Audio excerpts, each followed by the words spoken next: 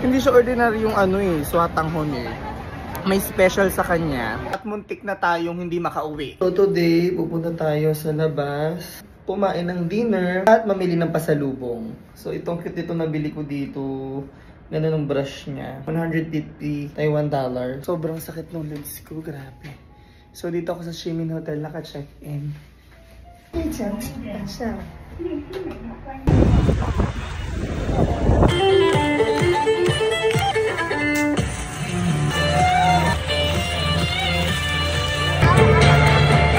Hinahanap ko yung bestseller na noodles dito, yung ito yun, ito na. So orderin natin yung small lang kasi baka hindi ko rin maubos. Small ng barya nila guys. Ito yung bestseller guys, ang haba ng pila. Thank you.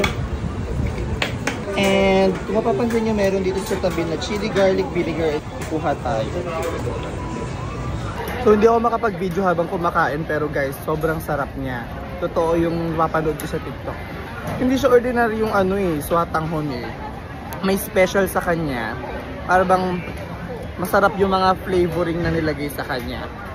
And napakamura niya, try nyo to. Thank you! Mainit pa, mamaya na lang. Huwag yung sabihin kay Love na dito ko lang sa 7-Eleven binili yung mga pasalubong ko. Kasi guys, napakamas mura sa 7-Eleven.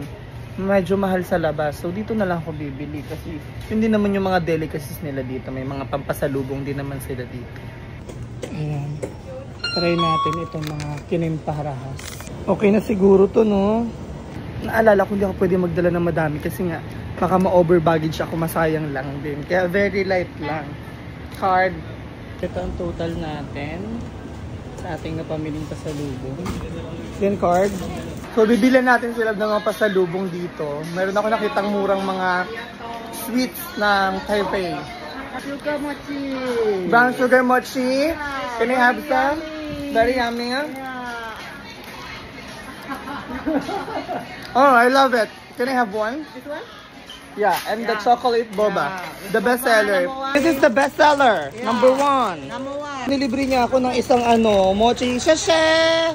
Thank you. Nakapamili na tayo ng ating pasalubong kay Lablab. Ating deal ay nasa 1.4. Tapos yung pangalawa nasa 600.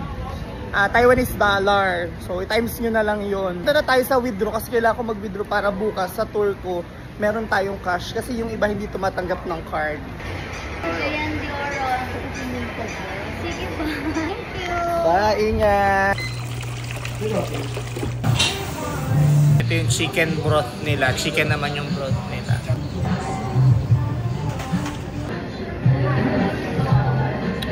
Oh shit, sarap.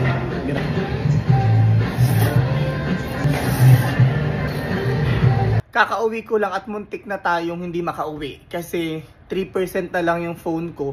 Kasi yung phone yung mahalaga dito, dahil pag mag-navigate ka o magma-maps ka para makabalik sa hotel mo.